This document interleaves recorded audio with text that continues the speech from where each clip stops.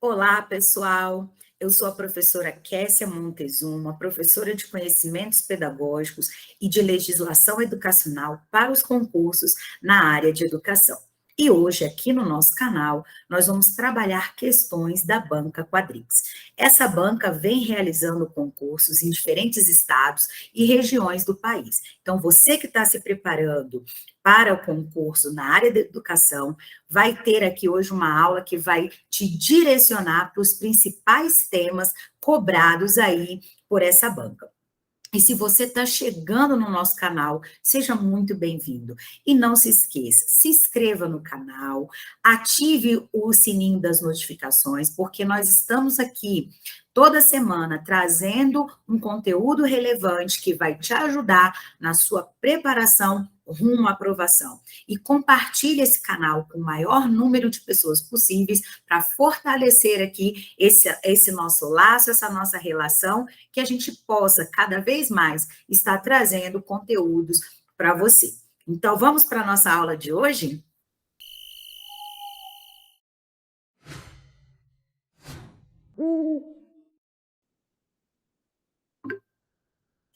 Então, vamos lá, pessoal, vamos resolver questões dessa banca Quadrix. Essa banca, pessoal, como eu falei anteriormente, ela vem realizando concursos na área de educação em diferentes estados, em praticamente todas as regiões do país. Inclusive, nesse exato momento, ela está com o edital aberto para a Secretaria de Educação do Distrito Federal, tá?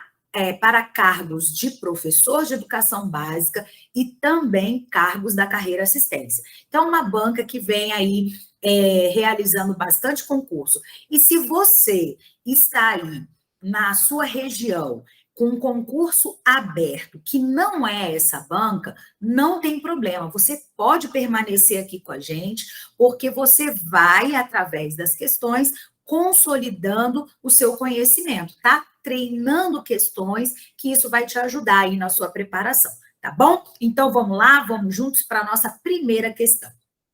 Acompanha aí comigo na sua tela. A primeira questão traz o seguinte enunciado: a educação é um dever do Estado, inspirada nos princípios de liberdade e nos ideais de solidariedade humana.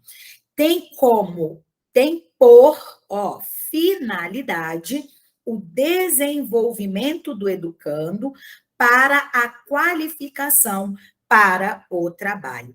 E aí, minha gente, você vai colocar o que nessa questão? O gabarito dela, pessoal, é que ela está errada, tá bom? E aí, eu vou trazer aqui para vocês, porque isso está lá na LDB, no artigo 2º, que trata das finalidades da educação. E para a gente não confundir isso, inclusive, recentemente, no meu Instagram, @KessiaMontezuma, eu fiz um quiz com essa questão. E a grande maioria errou.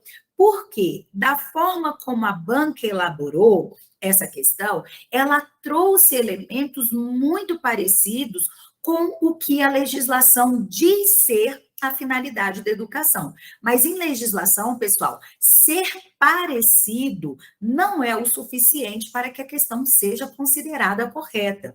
Em legislação, as expressões, os termos, têm que estarem de acordo com o que a lei traz. E o que a lei traz, eu vou deixar aqui para vocês um mnemônico da finalidade ou das finalidades dessa educação, que é, olha, o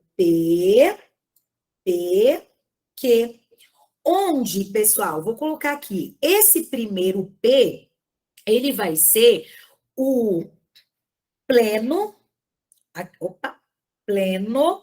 desenvolvimento do educando. Até aqui, a questão, ela está correta, né? O desenvolvimento do educando. Faltou o pleno, tá? Mas o desenvolvimento do educando. O outro P vai ser o preparo para o exercício da cidadania. E o que? Opa, eu botei cidadania, é cidadania. E o que vai ser a qualificação para o trabalho. E aí, gente, nós voltando aqui na questão, a gente vê que a construção, a forma como ela foi colocada no enunciado, diz que o desenvolvimento do educando é para a qualificação para o trabalho, e não é. O desenvolvimento do educando é para que ele possa desenvolver as dimensões da formação humana. Que dimensões são essas? A cognitiva, a psicomotora, a social e a afetiva. Essas dimensões é que nós chamamos da integralidade do sujeito. E quando o pleno desenvolvimento do educando visa o desenvolvimento da sua integralidade e não um desenvolvimento para que ele possa o quê? Se qualificar para o trabalho. Porque aí a gente estava, se fosse dentro dessa perspectiva, nós estaríamos falando de uma educação tecnicista, voltada apenas para que o educando realize o quê? Tarefas já pré-estabelecidas pela sociedade, pelo mercado de trabalho. E a educação não tem essa finalidade. Esse pleno desenvolvimento é para que o educando possa se desenvolver na sua integralidade. O preparo para, aqui até eu vou colocar aqui, ó, que eu escrevi paro, e vou consertar aqui, ó, para o exercício da cidadania e a qualificação para o trabalho, tá bom? Então, não tem como essa questão estar correta, ela está errada por esses diferentes aspectos que nós deixamos aqui, ok? Claro isso para você? Lembre-se, quando se tratar de legislação, isso aqui, ó, está no artigo 2º da LDB, ok? No artigo 2º da LDB, então a gente precisa ter atenção, porque legislação, às vezes, uma única palavra deixa, ou uma construção de uma frase, pode deixar o item errado, tá? Que foi o que aconteceu aqui. Então, vamos lá. Segunda questão. A liberdade de ensino e de aprendizado e o pluralismo de ideias. Opa, deixa eu só voltar aqui para a corzinha vermelha, né? Para a gente dar esse destaque aí na questão.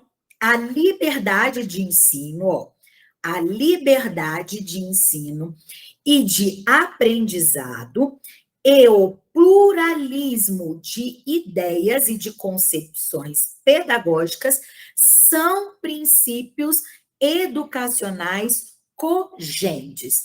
E aí, minha gente, eu tenho certeza que você que já está estudando há um tempinho, né? Mesmo você que está iniciando sua preparação agora, você sabe que uma das principais informações que as legislações educacionais trazem é em relação aos princípios educacionais. Onde é que a gente encontra isso, pessoal? A gente encontra isso na Constituição Federal de 88. Vou colocar aqui, ó. Lá na Constituição Federal de 88 estão elencados, tá? Lá no artigo 206, os princípios da educação nacional, a Lei de Diretrizes e Bases, a LDB, também reafirma esses princípios lá no artigo 3º, tá? Traz quais são os princípios norteadores da educação nacional. Então, quando a gente está estudando legislação, e especialmente essas duas legislações, que são legislações que têm abrangência nacional, ou seja, ela serve para toda a educação nos diferentes sistemas de ensino do Brasil, uma das coisas que você precisa estudar são os princípios. Eles são sempre cobrados em prova. E aí, o que, que acontece? Nessa questão aqui, nós temos dois princípios que foram mencionados. A liberdade do ensino, que na legislação diz assim: liberdade de aprender, ensinar, pesquisar e divulgar a cultura, o pensamento, a arte e o saber. É um dos princípios que estão presentes nessas duas legislações. E o outro aqui mencionado é o pluralismo de ideias e concepções pedagógicas. Beleza, são princípios. Aí, o que, que vai vir aqui que pode estar na sua cabeça é exatamente essa palavra aqui, ó. Cogentes. Meu Deus do céu, o que, que isso significa? Então, essa palavra aqui, ela é determinante para a gente saber se o item está certo ou errado. E aí eu quero dar mais um bizu para vocês, uma dica fortíssima. A Quadrix tem essa característica de usar palavras que não fazem parte do nosso cotidiano. Aquelas palavras que não estão presentes no nosso dia a dia. São palavras que comumente não são usadas por nós. Então, isso faz com que a gente não tenha aquela certeza em saber se o item está ou não correto, ok? Nesse caso aqui, é exatamente o que vai ser determinante para a gente responder, né? Vou dizer, não sei o que é cogentes, né? E aí, o que é a dica? A dica é para você que faz bastante questões e tem que fazer realmente, especialmente de Quadrix, que é a banca que nós estamos fazendo as questões hoje, resolvendo as questões, pegou, encontrou uma palavrinha assim, pega o seu bloquinho de palavras que não fazem parte do nosso cotidiano. Aí você já abre o dicionário e já nota qual é o significado dela. E vai, de uma forma assim, recorrente, uma vez por semana, né? Lendo essas palavras que você foi anotando os seus significados, porque elas podem reaparecer novamente em outras questões, tá? E aí, o que significa cogentes? Eu vou puxar para cá, ó, e vou colocar aqui o significado, que é cumprimento, tá? É o cumprimento obrigatório, tá? E o que então? Vamos voltar lá na questão e vamos trocar essa palavra pelo seu sinônimo, pelo seu significado, né? Então, a liberdade de ensino e de aprendizado e o pluralismo de ideias e de concepções pedagógicas são princípios educacionais de cumprimento obrigatório. Ah, agora sim, agora eu já sei e vou responder com toda a certeza que essa questão está correta, porque os princípios que foram elencados nas legislações educacionais, Constituição Federal e LDB, são princípios obrigatórios. No caso, esses dois, né? São princípios obrigatórios para a educação nacional, tá?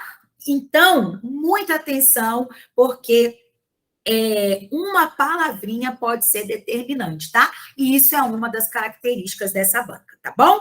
Vamos lá, questão 3. Diz o seguinte: atualmente, o planejamento de ensino envolve apenas a organização das ações dos educadores durante o processo de ensino. O professor deve planejar, avaliar, pensar na padronização das atividades que viabilizarão a aprendizagem de seus estudantes ao longo do ano. E aí, minha gente, qual é o gabarito dessa questão?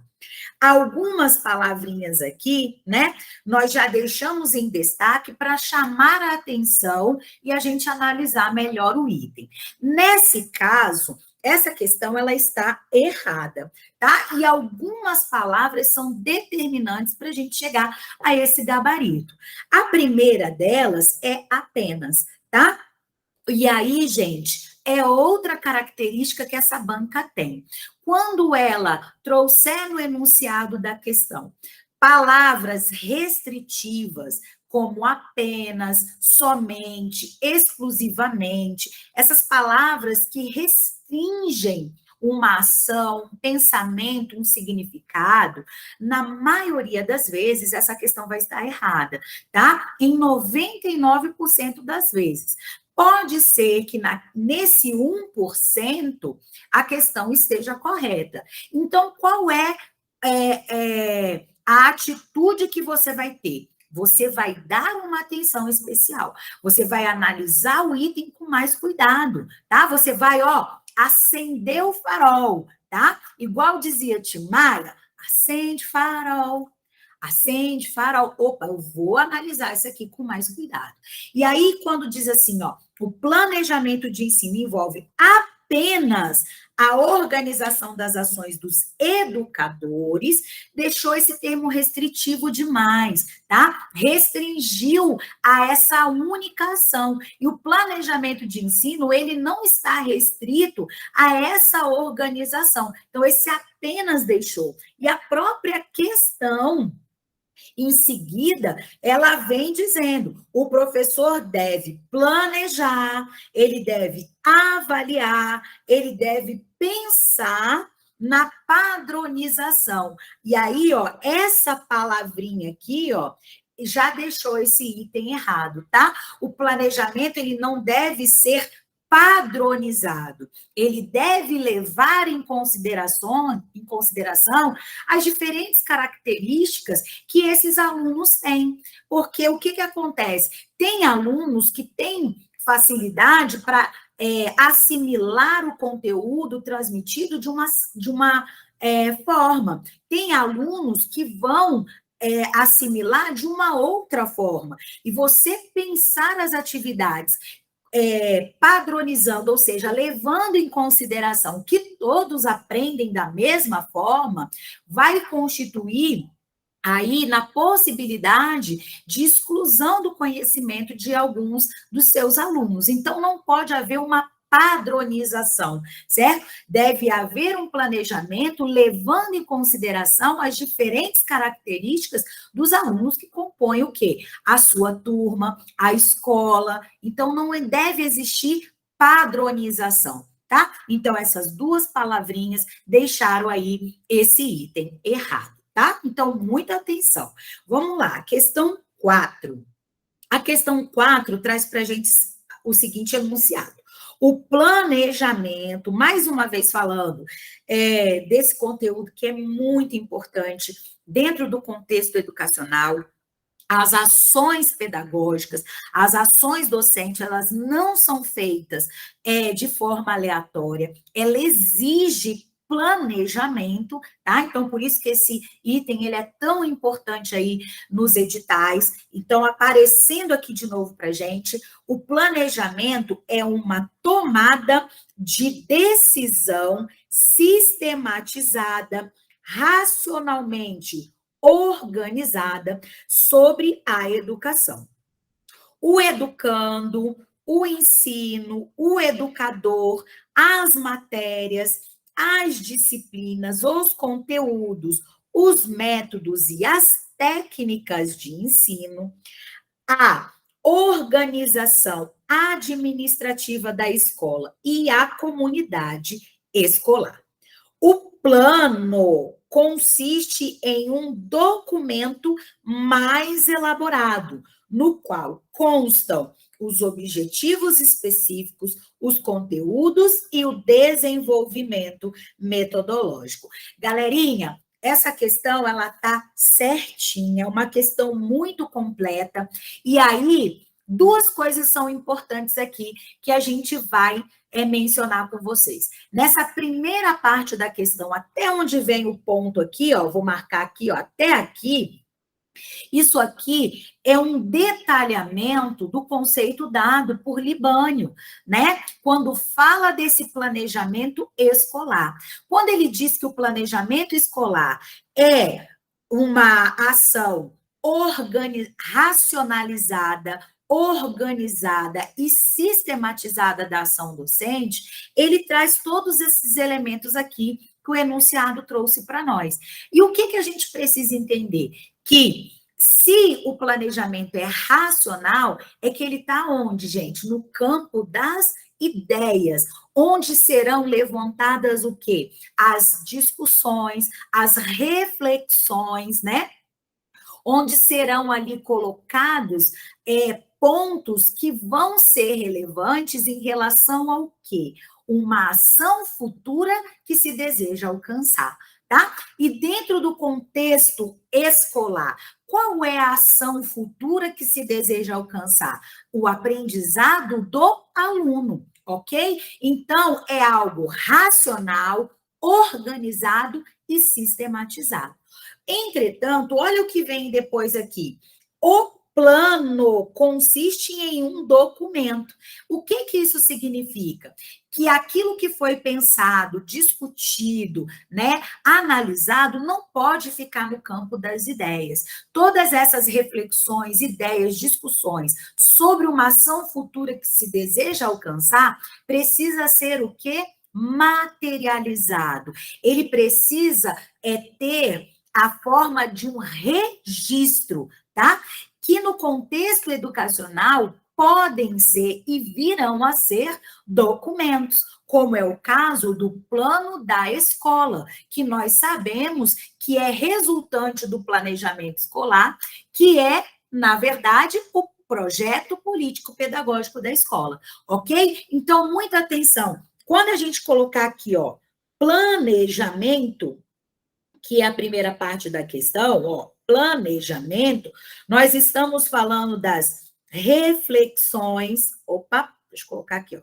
Planejamento, nós estamos falando das reflexões, ó, das reflexões,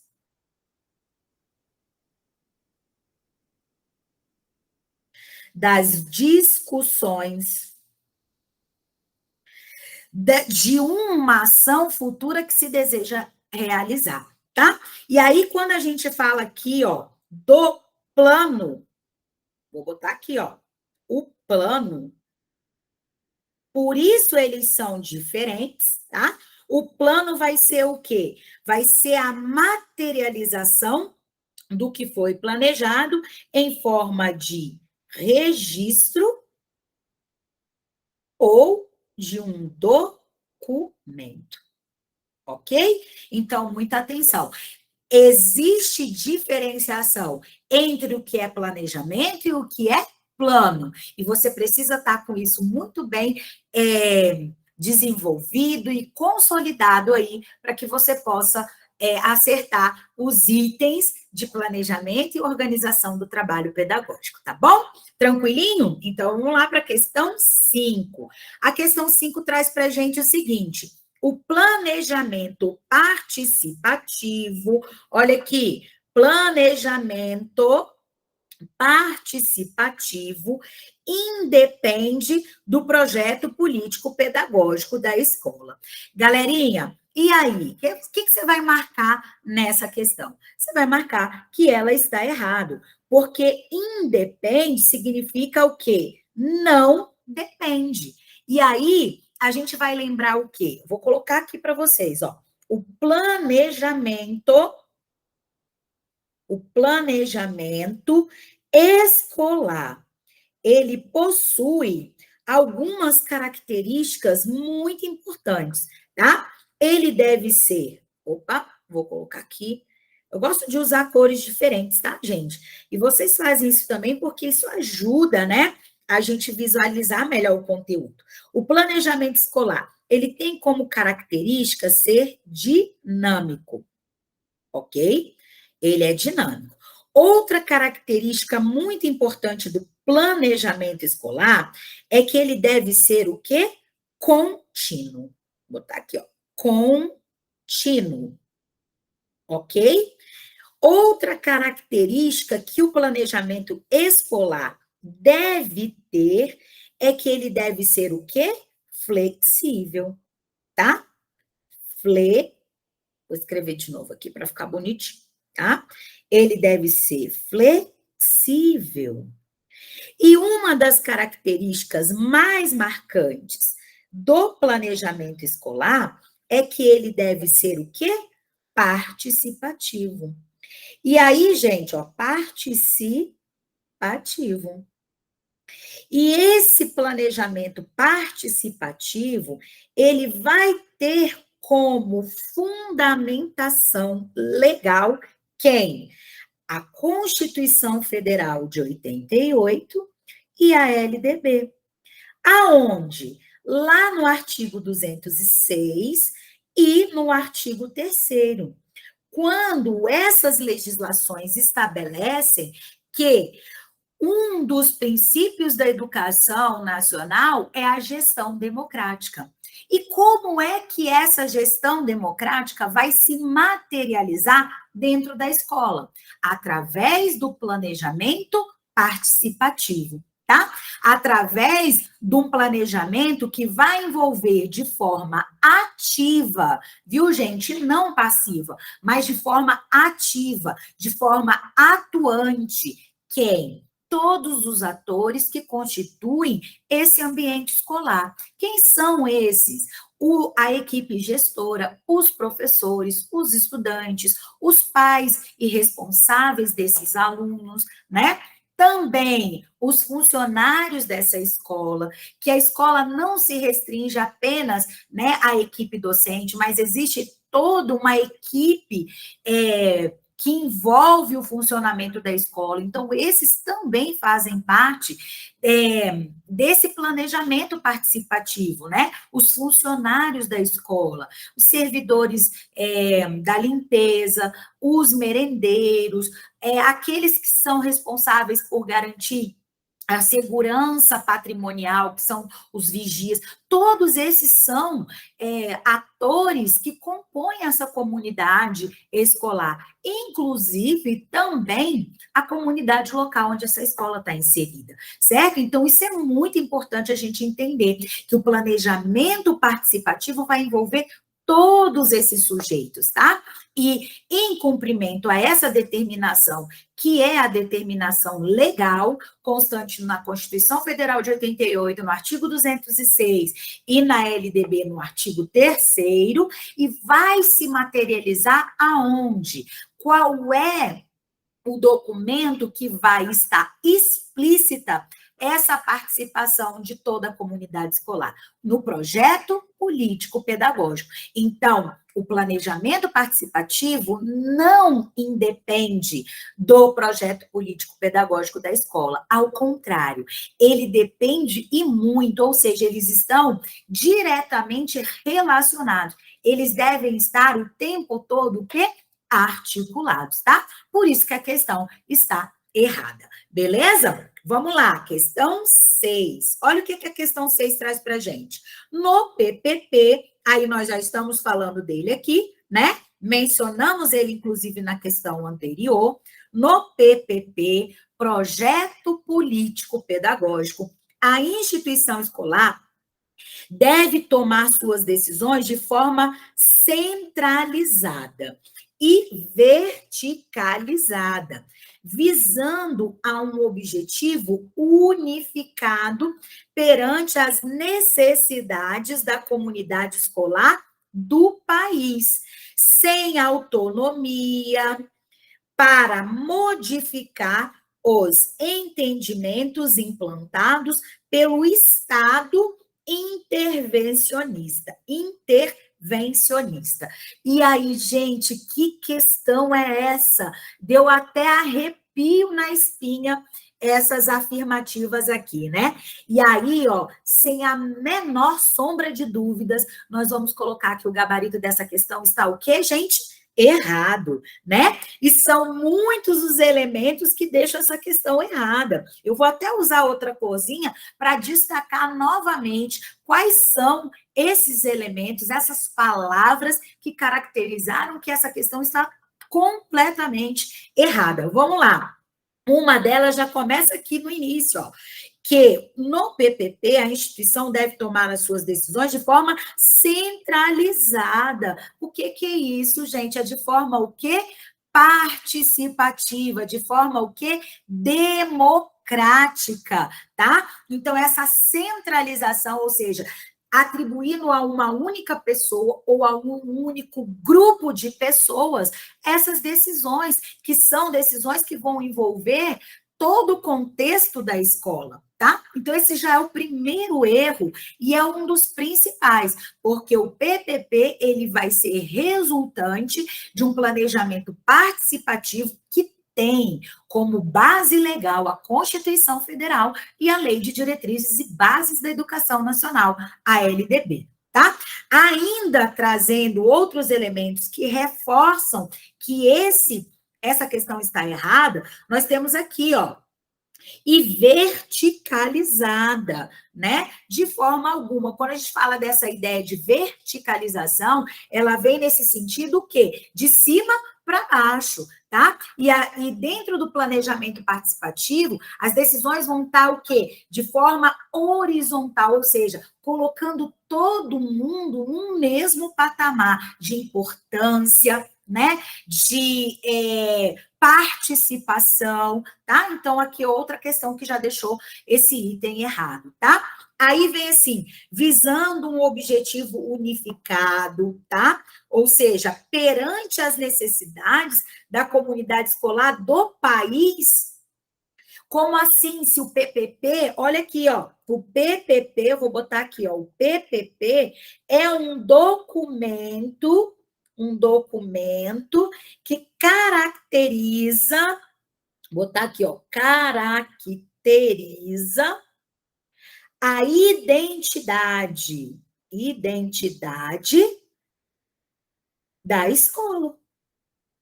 E como que esse documento vai ser relativo a um país escolar do país? De forma alguma, né, gente? Não é do país. Olha lá, ainda complementando. Sem autonomia, como assim, né?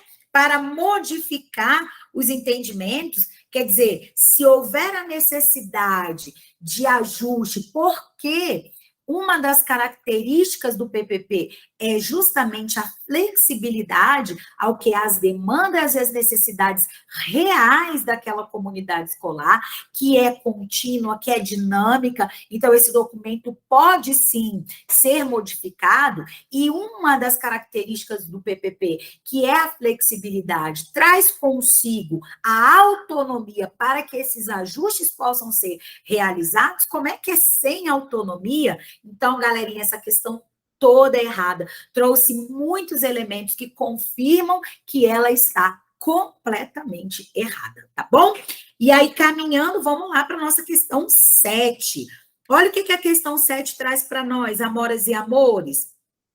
Apesar do seu caráter informal e não obrigatório, o PPP auxilia a escola a entender as necessidades dos alunos perante a evolução da sociedade, enquanto adquire o conhecimento necessário para a sua formação. Galerinha, vamos fazer aqui uma marcação bem característica dos itens que deixaram essa questão errada, porque ela está errada, tá? E o que deixou essa questão errada?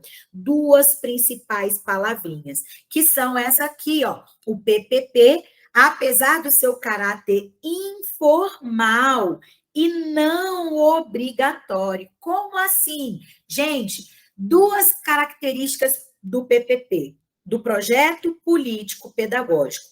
Por ele ser um documento, olha como é que eu coloquei aqui, ó, um documento que caracteriza a identidade da escola, né? Ele é também um produto resultante do planejamento escolar, aquele que vai pensar a escola como um todo, ele é um documento. E a partir do momento que ele é um documento, ele se torna um documento, ele tem caráter formal, tá? Ele tem caráter formal. E aí, esse documento, ele é obrigatório. Quem disse isso? Eu, Kessia? Não. Sabe quem diz que o PPP, ele é obrigatório? A legislação educacional. A nossa principal lei. Quem que é? A LDB. Onde que a LDB diz que o PPP, ele é de caráter obrigatório? Vou botar aqui, ó, para vocês. Vou mostrando aqui, ó. Aonde? No artigo, ó, artigo 12, no inciso 1. Lá na LDB, vem a seguinte redação, né? Como incumbência, como responsabilidade.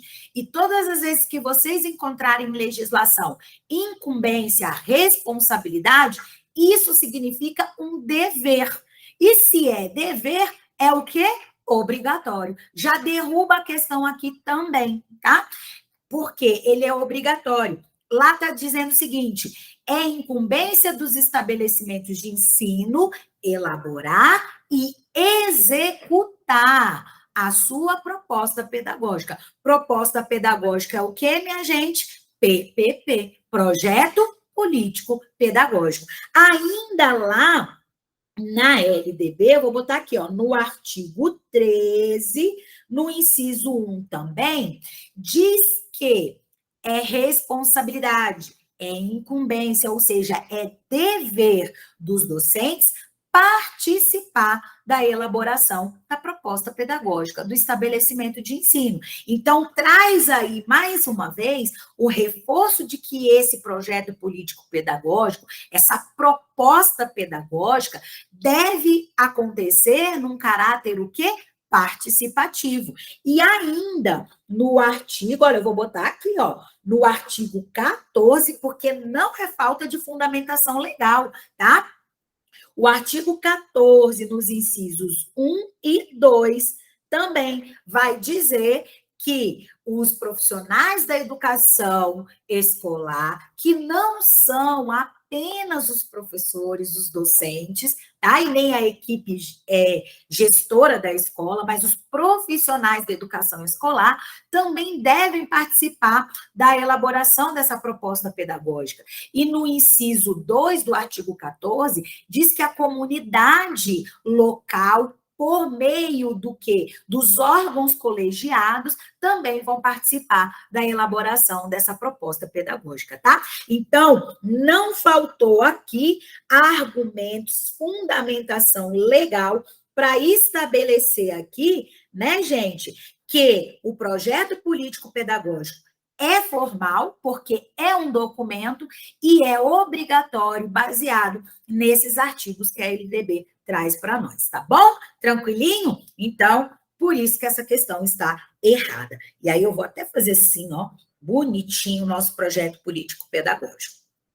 Questão 8, amoras e amores, vamos lá? A pedagogia, olha aqui, libertária, tem como objetivo preparar o cidadão para fornecer, ó, mão de obra qualificada. Nela, ou seja, na pedagogia libertária, segundo item, organiza-se um processo detalhado por especialistas, técnicos, que controlam e administram o processo de ensino. Ou seja, o aluno aprenderá se percorrer o passo a passo desse processo. E aí, gente, aqui a questão trouxe características que são próprias de uma pedagogia, de uma concepção pedagógica, de uma tendência pedagógica. E a questão disse que é da libertária. E aí nós vamos marcar que essa questão ela está errada, porque todas essas características, elas não são dessa pedagogia, porque a gente sabe que a pedagogia que tem como característica preparar o cidadão para fornecer mão de obra qualificada, ou seja, preparar o sujeito para o mercado de trabalho, não é a pedagogia libertária, vai ser qual? A pedagogia, ó, vou botar aqui, ó, pedagogia liberal, quem? Tecnicista, tá?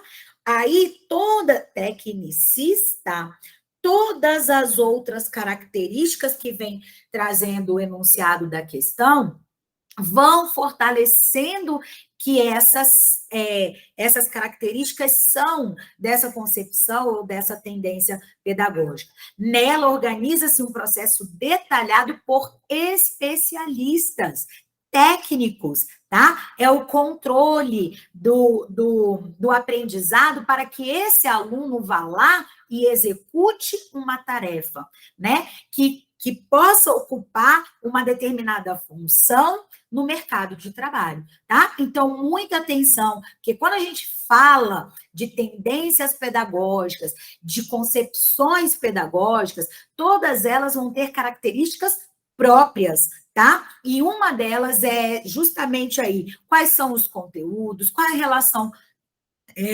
professor-aluno, quais são as metodologias. Então, muita atenção aí, tá bom? Então, vamos lá para a questão 9. As teorias curriculares tradicionais, olha aqui. Então, nós já estamos falando as teorias curriculares tradicionais, também chamadas de teorias libertadoras, foram promovidas na primeira metade do século XX, tempo em que se associava as disciplinas curriculares a uma questão puramente mecânica. Gente, tem muitos erros aqui, tá? E aí, a primeira coisa que vai ser destacada aqui por nós é que a questão está trazendo que as teorias curriculares tradicionais, também chamada de teorias libertadoras, não, né, gente? De jeito nenhum. As teorias, eu vou botar aqui, ó, as teorias tradicionais, e aí, né, se a gente levar em consideração a classificação dada pelo professor José Carlos Libânio, nós vamos ter lá nas tradicionais, né, naquelas teorias tradicionais, pode ser, né, a própria pedagogia tradicional e a tecnicista, né?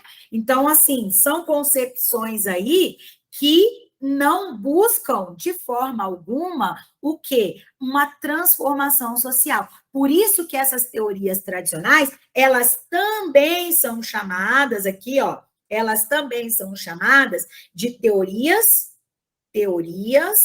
não críticas. Ok? Elas também são chamadas de teorias não críticas. E o autor estudioso da educação, que também é muito utilizado aí como referência para a elaboração das questões, que é Demerval Saviani, ele classifica, usa essa aí, né, essa nomenclatura para as teorias tradicionais, ou seja, elas pertencem ao grupo das não críticas. Ele também utiliza ainda as tradicionais como as teorias hegemônicas, ou seja, aquelas teorias que detêm o quê? O poder, elas detêm o comando, elas dão a direção, ou seja, da classe dominante, aquelas que são a classe, né, que é a classe detentora do capital, que é o sistema capitalista que comanda, que direciona, né, a toda a forma organizativa da sociedade, inclusive dentro do contexto educacional, tá? Então, elas não são libertadoras, porque as teorias libertadoras, elas já vão fazer parte lá de um grupo que é considerado um grupo o quê? Progressista, que busca o quê? A transformação. As tradicionais querem manter o status quo, ou seja, tudo como está. Elas são características, né, de uma classe que é a hegemônica, ou seja, aquela que detém o poder do capital. Então, essa questão aí, ela está errada, tá bom? Vamos lá, para a questão 10. O currículo escolar está sempre em construção, adaptando-se às mudanças da humanidade. Galerinha, essa questão tá certinha, essa questão tá corretinha, tá? Perfeita. Por quê?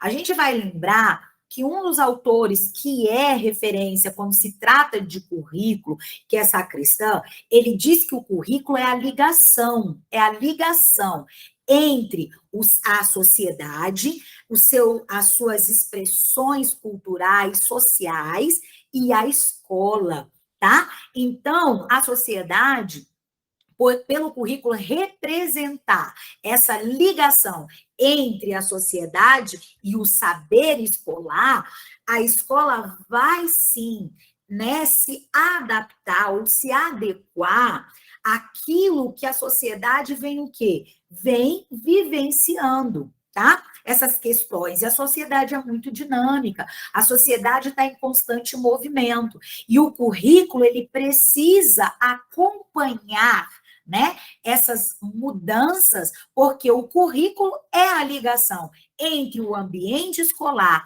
o saber sistematizado e a sociedade. Então, por isso, ele vai se adequando, ele vai se reconstruindo, ele vai se constituindo, né, essa ligação entre a sociedade e a escola. Por isso, a questão está corretinha, tá?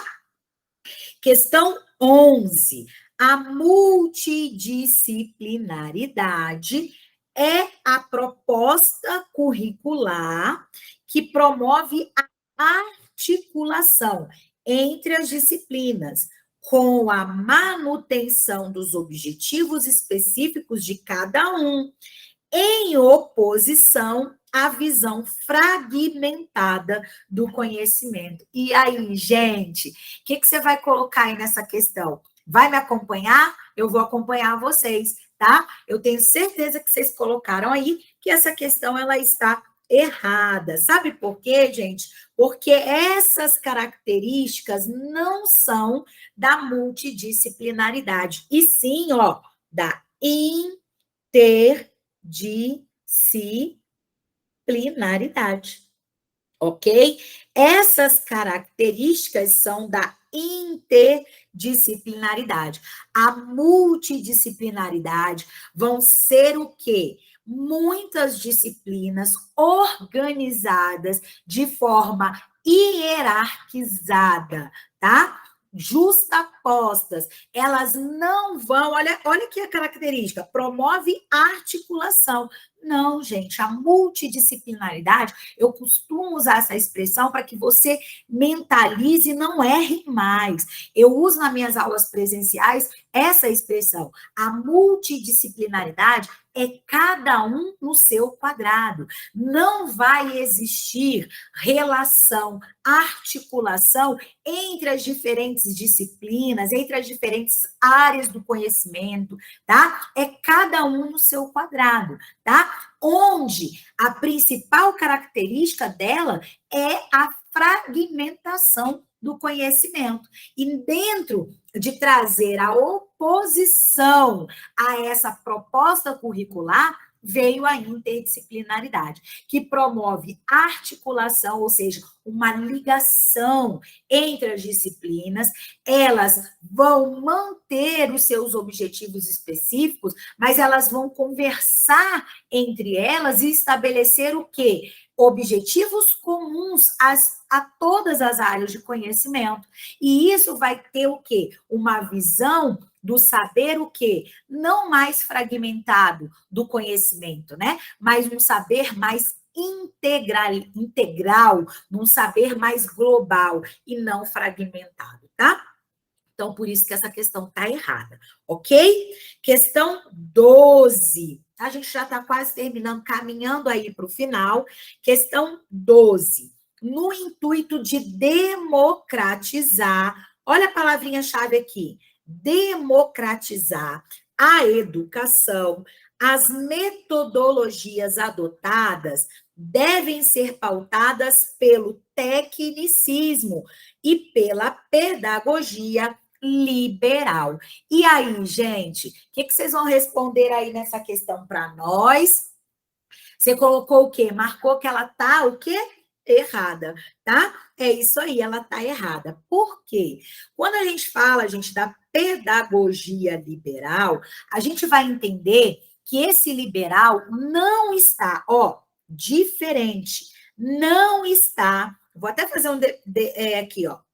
Pedagogia liberal, diferente de democrático, ok? Ela não está relacionada a esse conceito. Quando a gente fala das pedagogias liberais, é que elas estavam voltadas para o quê? Para o sistema capitalista, a liberdade dos indivíduos escolherem o seu destino ou se adaptarem ao que as suas aptidões, olha a palavra, adaptarem as suas aptidões individuais a uma sociedade que já está o quê? Organizada, definida, estruturada em quê? Em classes sociais, tá? E aí a gente sabe que a principal característica, né, do liberalismo é exatamente essa: manter o status quo, ou seja, uma sociedade estruturada em classes sociais, onde quem está em cima continua o quê? Mantendo essa posição, ok? Social, que ela está no comando. E quem está embaixo, ou seja, a classe trabalhadora, o proletariado permaneça sendo o quê? A classe social, o quê? De baixo, subalterna, tá? Então, essa é a estrutura que a pedagogia liberal veio para o quê? Manter tudo como está, tá? Então, ela não vai democratizar, ela não vai fazer o quê? Com que todos tenham acesso ao conhecimento de forma democrática, considerando o que as suas especificidades, as suas limitações. Então, não é a pedagogia, no intuito de democratizar, não vão ser utilizadas, né, pautadas as metodologias baseadas no tecnicismo ou ainda pela pedagogia liberal, tá? Quando a gente falar em democratização, nós vamos pensar o quê? Nas pedagogias, ou na pedagogia, o quê? Progressista. E aí podem ser aquelas que se enquadram dentro desse grupo, que é a libertadora, a libertária, tá? A crítico social dos conteúdos, quando a gente fala de uma classificação dada, por exemplo, por José Carlos Libânio, tá? E se a gente pensar na análise, na reflexão das concepções pedagógicas por Saviani, nós vamos estar incluindo aí também, né, a pedagogia histórico-crítica, tá? Então, muito cuidado, porque essa expressão democratização, ela não tem o sentido de oportunizar a todos, independente da classe social, o saber, tá? E sim, a pedagogia liberal é no sentido de manter o quê? A liberdade individual dos sujeitos, mas dentro de uma estrutura social já estabelecida, dividida, organizada em classes sociais, tá bom? 13. A tendência liberal, olha aqui, tecnicista, atribui à escola o papel de modeladora de comportamentos, a fim de formar sujeitos acríticos, para o mercado de trabalho. E aí, gente, essa questão aqui, ela está certinha, bonitinha, tá? Lembrando que esse acríticos é não críticos, tá? E a gente lembra que dentro do grupo das chamadas tendências liberais está a tradicional, então, as tendências ou concepções pedagógicas da escola nova, a escola novista, que é a pedagogia progressivista, né, e não diretiva, tá? E temos também a tecnicista, tá bom? Então, sujeitos realmente não críticos, aqueles sujeitos que vão se adaptar, o quê? A uma sociedade já posta, no caso da tecnicista, ao mercado de trabalho, a ocupar postos de trabalho dentro dessa sociedade estruturada em classes sociais, a sociedade capitalista, tá bom? Questão 14, vamos lá para 14, gente.